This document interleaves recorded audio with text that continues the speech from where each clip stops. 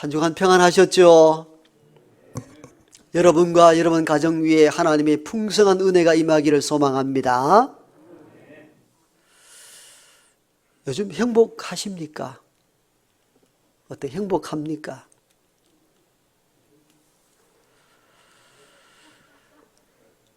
목사님 먹고 산다고 정신이 없는데 그 무슨 질문입니까? 이런 경우도 있죠.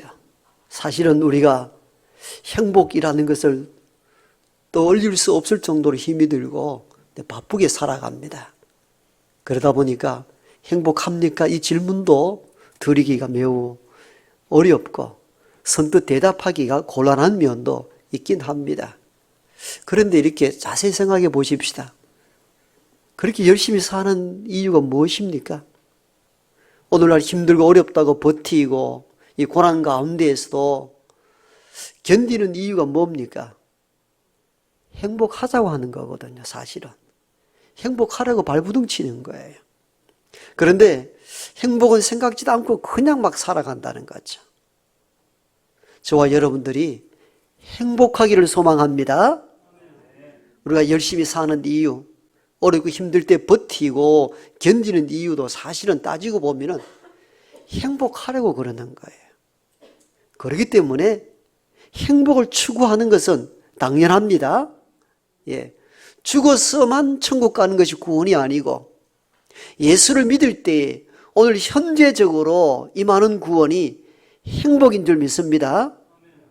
그래서 성경은 죽어서 가는 것만이 천국이 아니라 이 땅에 이미 예수를 나의 구주로 믿을 때 성령께서 귀신을 쫓아낼 때 하나님의 나라가 여기 임했다 하셨습니다.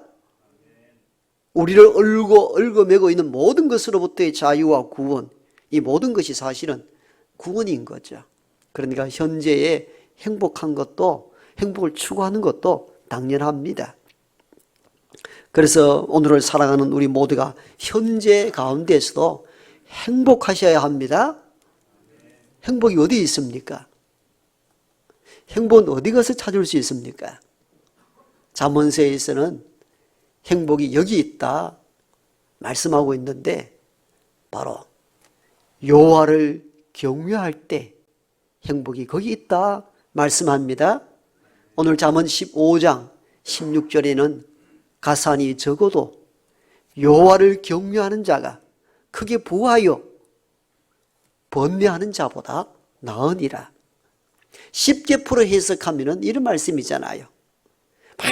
많은 돈을 가지고 있으면서도 날마다 이 돈을 어떻게 굴리고 어떻게 살까 어떻게 지킬까 고민하며 사는 사람보다 좀 적게 가졌다 할지라도 여호와의 신앙으로 사는 사람이 행복한 사람입니다. 바로 이 말씀이 오늘 본문에 주어진 말씀입니다. 좀 적게 가져도 여호와를 경외하는 사람이 그렇지 않는 사람보다 더 행복한 이유가 뭡니까? 시편 23편 기자는 이미 이렇게 고백했잖아요. 여호와는 나의 목자시니 내게 부족함이 없으리로다. 그가 나를 푸른 초장 쉴만한 물가로 인도해 가시는도다. 아멘. 내가 왜 부족함이 없이 행복하느냐 하면 여호와라는 그 어르신이 나를 푸른 풀밭 쉴만한 물가로 인도해 가시기 때문입니다. 이 고백인 거예요. 나는 비록 세상적으로 많은 것을 누리고 가지고 있지 않지만도 난 참 행복한데 왜? 여호와께서 나의 목자가 되시기 때문입니다. 그분이 목자이셔서 내 인생의 푸른 초장 쉴만한 물가로 인도해 가신다 생각하니까 내가 부족함이 없을 정도로 행복합니다. 그렇게 고백하는 거예요. 그래서 잠언서를 기록한 이 기자도 그렇게 고백하는 거예요. 비록 가산이 적어도 여호와를 경외하는 사람이 많은 것을 누리고 있으면서도 날마다 고민하고 번뇌하는 것보다 훨씬 낫다. 이 사람이 훨씬 행복하다. 이렇게 고백합니다. 그러므로 행복이 어디에 있는가? 물질에 있는가? 그렇지 않다는 겁니다. 여호와를 경외하는 거기에 행복이 있는 줄 믿습니다. 그런데 오늘날 사람들은 하나님을 경외하고 하나님을 찾기보다 이 세상의 물질에 매몰되어 살아갑니다. 물질만 있으면 된다는 생각, 이것만 붙잡으면 행복하다는 생각을 갖고 인생을 살아갑니다. 그래서 큰 집을 꿈꿉니다. 좋은 자동차, 1년에 연봉이 얼마나 되는가, 이런 것만 추구하고 살아가고 여기에 목을 맵니다. 왜? 거기에 행복이 있는 줄 알고 그렇게 살아가는 겁니다. 그러나 우리가 모두가 경험하듯이 그 모든 것을 가졌다 할지라도 행복은 그냥 주어지는 것이 아니라는 겁니다. 여러분은 값비싼 침대를 사서 잠을 잔다 하더라도 그 값비싼 침대가 잠을 주지는 않잖아요. 마찬가지로 우리가 꿈꾸는 세상에 많은 물질을 모을 때에 행복이 저절로 따라오는가? 그렇지 않다는 겁니다. 잠언에서는 분명히 이 말씀을 하고 있다는 사실을 잊지 말아야 합니다.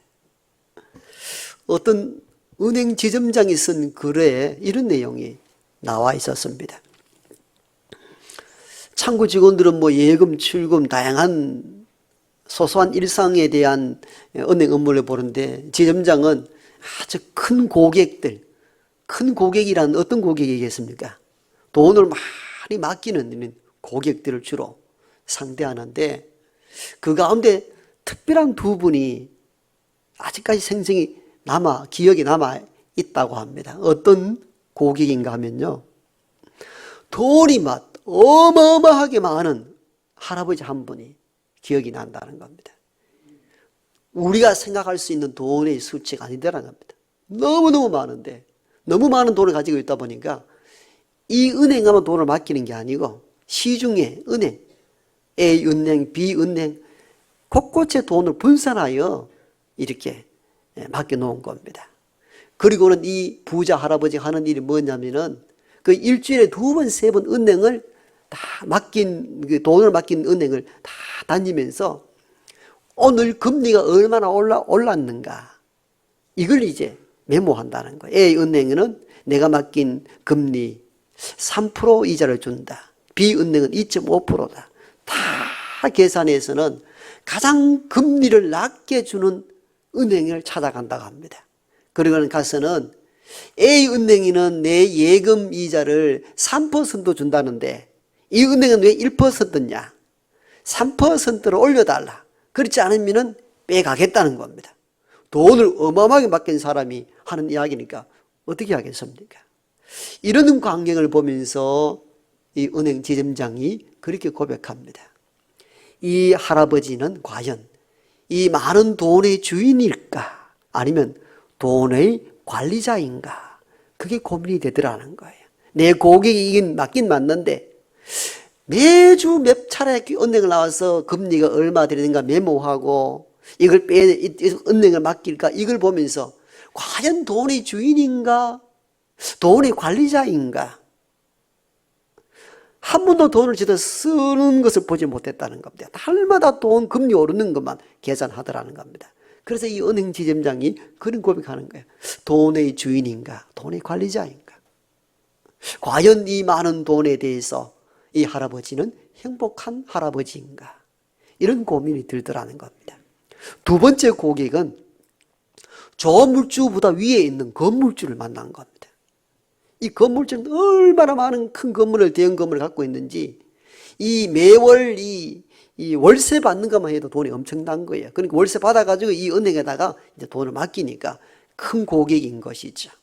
돈을 예금하러 올 때마다 지점장이 자기 방에 모셔가지고 차도 대접하고 살아간 이야기를 하는데 이 조물주 위에 있다고 자청하는 이 건물주에 하는 이야기가 몇 호실에 그 사람 세입자는 월세를 3달, 4달 미루는데 막 미치겠다는 겁니다.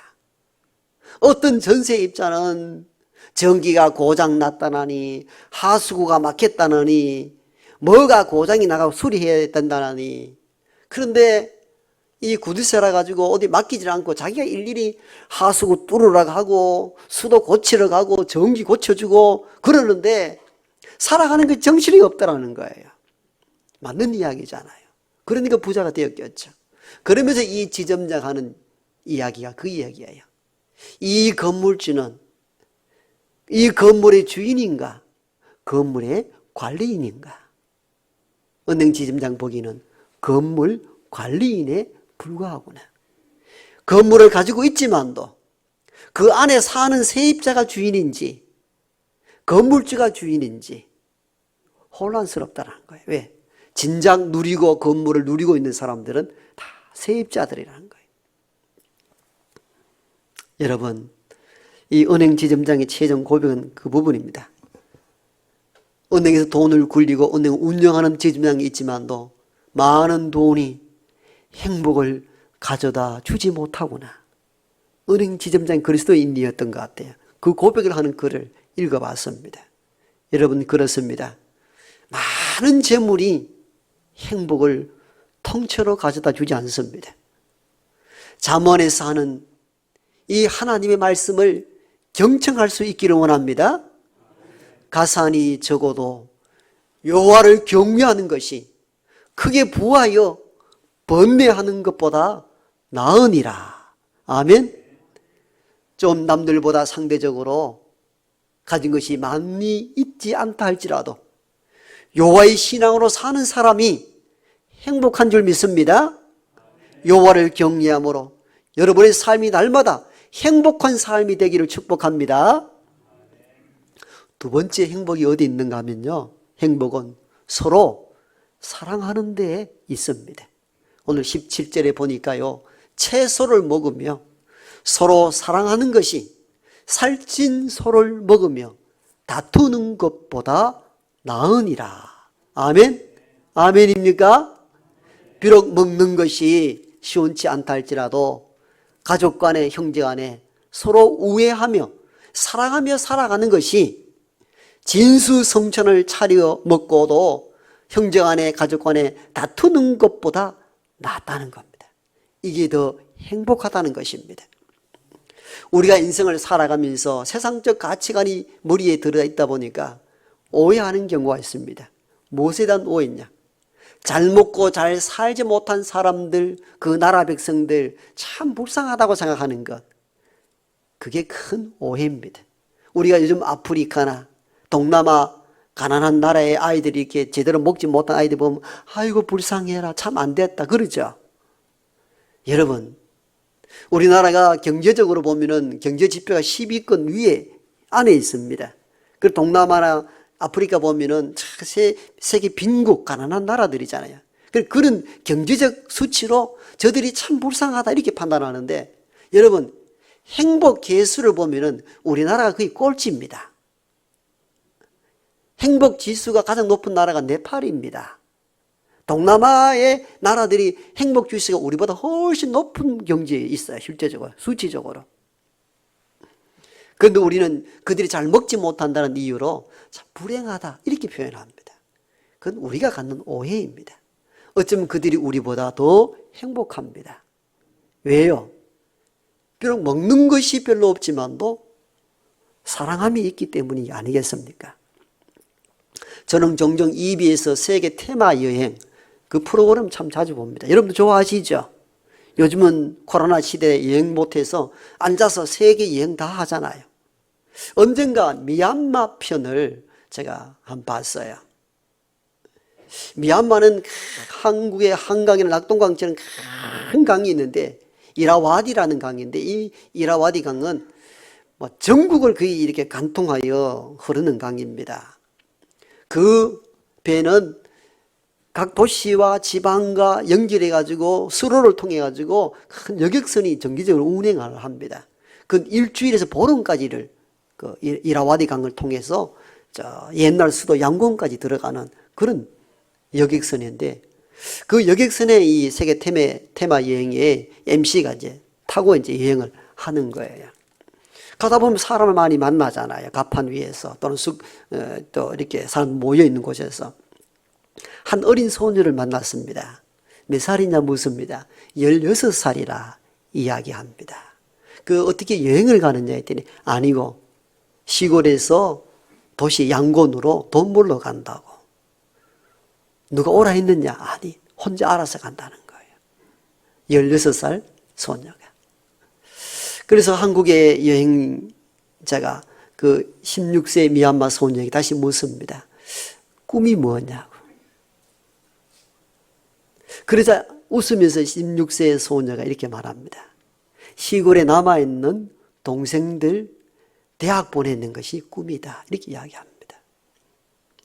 여러분, 16세 소녀가 내가 앞으로 이렇게 저렇게 살아야 되겠다. 자신을 위한 것이 아니고 시골에 남아있는 내 동생들 학비를 대겠는 것이 내 꿈이라는 겁니다. 나는 비록 공부를 가난하게 공부하고 배우지 못하여 도시로 떠나는 과정에 놓여 있고 그 도시가 어떻게 나를 맞이할 줄을 알지 못하지만도 난 분명한 꿈이 있다. 내가 도시 가서 돈을 벌어서 동생들 학비에 보태어서 대학을 보내는 건 꿈이라는 겁니다. 그리고 그 소녀의 앞자락에 앞에는 보니까 시골에서 키우던 수탉 한 마리를 가지고 시골을 떠난 겁니다. 그걸 도시 가서 팔아서 그걸 미천에서 살아보겠다고 집을 떠났던 것입니다. 저는 그 장면을 이렇게 보면서 참 아름답다. 참 행복하다. 우리의 옛날도 저랬는데 우리는 지금 먹고 산다고 서로 찢고 뽑고 사는 것에 비한다면 얼마나 행복한가. 채소를 먹고 살아도 사랑하는 것이 살찐 소를 먹으며 다투는 것보다 나으니라. 어쩌면 이 소녀의 모습에서도 행복의 모습이 나타나지 않았는가 하는 생각을 갖게 되었습니다. 제가 조금 알고 있는 어떤 권사님의 이야기입니다. 이 권사님은 50년 초반에 태어난 나이가 원래 70 가까이 된 분이신데요. 아마 우리나라도 그때 전쟁 전후였으니까 얼마나 가난한 시절이었겠습니까? 어떤 의미에서 미얀마 소녀와 같은 그 나이대에 초등학교 졸업을 앞두고 졸업식을 앞두고 이제 도시로 돈을 벌러 가게 됩니다. 동생들은 여럿 있고 가난하게 중학교 졸업 입학은 할 수 없는 상황이라 가지고 아마 일찍 돈을 벌러 간다고 그 겨울에 도시로 떠나갔습니다. 그리고는 매월 작지만도 옛날에는 뭐 온라인 송금할 수 없었고 우리의 기억으로는 우편 소액칸을 끊어가지고 편지 봉투에 넣어가지고 다 시골로 보내었잖아요. 그런데 그 어린 딸을 도시로 내보냈던 어머니가 어린 딸 13살 된 아이가 보낸 그 소액한 얼마를 어떻게 쓸 수가 있습니까? 그 시골의 어머니는 그걸 소액한 차곡차곡 수년을 모아가지고 초가집을 허물리고 그 자리에다가 양곡집을 세우게 됩니다. 그리고는 자기 배우지 못한 한이 있었든지 그 미얀마 소녀처럼 동생들 공부하도록 하고 동생 가운데 한 동생은 대학까지 어떻든 공부를 마치게 합니다. 여러분, 이 권사님을 이렇게 보면은 어쩌면 우리 시대에 살아왔던 모든 형님들, 누님들에 대한 이야기들이잖아요.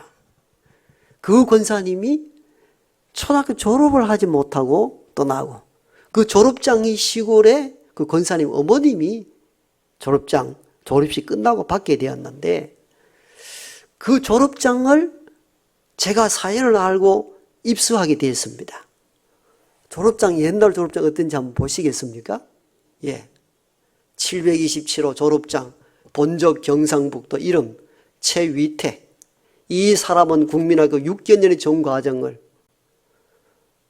오래돼가지고 뚝 떨어져 버리고 아마 수료하였기에 이렇게 됐겠죠. 이래 대해 본장을 써야 함. 나이는 보니까 1953년 5월 16일생, 졸업은 1966년 2월 16일. 아마 2월 졸업 어느 말미에 2월 초에 아마 도시로 떠났겠죠. 밑에 금진인데 밑에 떨어져 나가 금진국민학교장 남상지. 이 권사님의 어머님이 이게 무슨 뭐 대학 졸업장입니까? 박사학위 학위증입니까? 이 어린 딸을 졸업식도 시키지 못하고 도시로 내보내고 졸업장을 대신 받고는 장롱 밑에 깊숙이 간직해 둔 것을 제가 알고 찾아낸 거예요. 왜 이 졸업장을 여러분에게 소개하는가 하면은, 가만히 돌아보니까 이 국민학교 졸업, 요즘은 우리 애들 대학 졸업해도 대학 졸업식도 가지도 안 하고 학위증도 찾지도 않아요. 국민학교 졸업장이 뭡니까? 어디다 갖다 쓸 겁니까? 그런데 저는 가만히 이 건사를 생각해 보니까 내가 받았던 석박사 학위보다도 더 차원 높은 졸업장이라는 것을 알게 되었습니다. 그래서 언젠가 시기가 되면은 제가 갖고 있는 이 졸업장을 잘 표교화해서 이건 내가 가지고 있는 어떤 졸업장보다도 더 큰 위대한 졸업장입니다. 이렇게 전달하려고 제가 가지고 있는 졸업장 중에 하나입니다. 여러분, 우리 가운데에도 어떤 집사님은 일찍 아버지를 여의고 동생들 뒷바라지하기 위하여 일생을 헌신한 분들도 있습니다. 여러분, 다 가난하였지만도 서로 사랑함이 있었기 때문에 어쩌면 지금 보면 가장 행복했던 시절들을 보내지 않았는가 하는 생각을 해보게 됩니다. 오늘에 주신 이 말씀과 똑같은 것이죠. 비록 가스하니 채소를 먹고 살아도 서로 사랑함이 있는 것이 살찐 소를 먹고 다툼이 있는 것보다 나으니라. 과연 오늘 우리가 과거보다 더 행복한 삶을 살아가는가 고민하셔야 됩니다. 요즘의 사람들은 먹고 사는 데에 어려움이 없습니다. 하고 싶은 공부 어지간하면 합니다. 자기 개인 방을 쓰기도 합니다. 이러다 보니까 자기밖에 모릅니다. 아버지 어머니가 병환이 들어서 돌아가실 날이 되면은 장례 치르기 전에 부모의 유산을 어떻게 나눌까 분쟁하고 다투는 것이 현 세대의 풍속입니다. 이렇게 변질되어 가고 있습니다. 그것 좀 더 가지면 행복할 줄 아는데 여러분 오늘 주신 말씀 보십시오. 채소를 먹고 살아도 서로 사랑하는 것이 살찐 소를 먹으며 다투는 것보다 낫다 하셨습니다.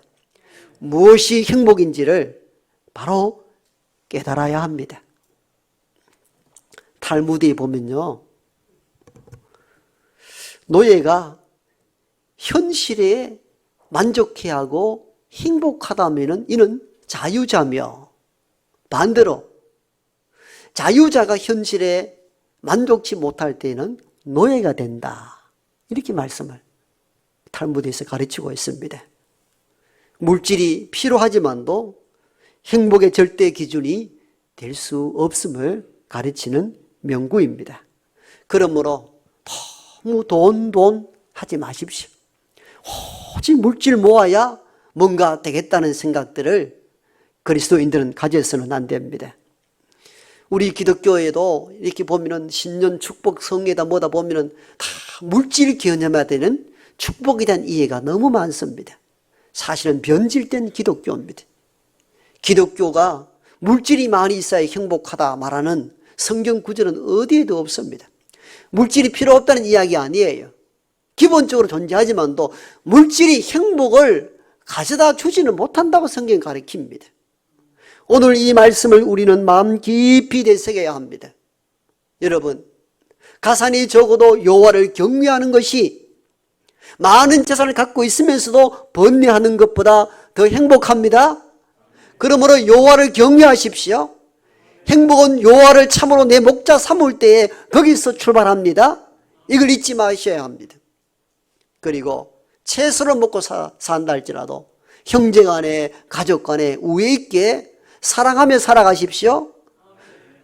그것이 많은 것을 먹고 살아도 다투는 것보다 훨씬 행복합니다. 행복의 지름길이 어디 있는지 그리스도인들은 말씀을 통하여 바로 깨달아야 합니다. 오늘 이 시대는 오직 물질 욕구에 너무 매몰되어 살아갑니다. 그것만 있으면 모든 것이 다 풀린다고 확신하며 살아갑니다. 심지어 기독교인들조차도 그런 인식 가운데 살아갑니다. 그래서 하나님 없이 물질만 추구하고 이거 모으면 내 인생 풀리겠지. 여러분은 얼마나 어리석은 일들입니까? 여호와를 경외하십시오. 여호와를 경외하십시오. 행복이 거기에 있습니다. 그리고 서로 사랑하십시오. 많이 가지지 못해도 채소를 먹고 살아도 서로 사랑하십시오. 거기에 행복이 있습니다. 그래서 이 말씀을 붙잡고 여호와를 경외함으로, 그리고 채소를 먹고 살아도 서로 사랑함으로 여러분 가정이 행복한 가정 되기를 소망합니다.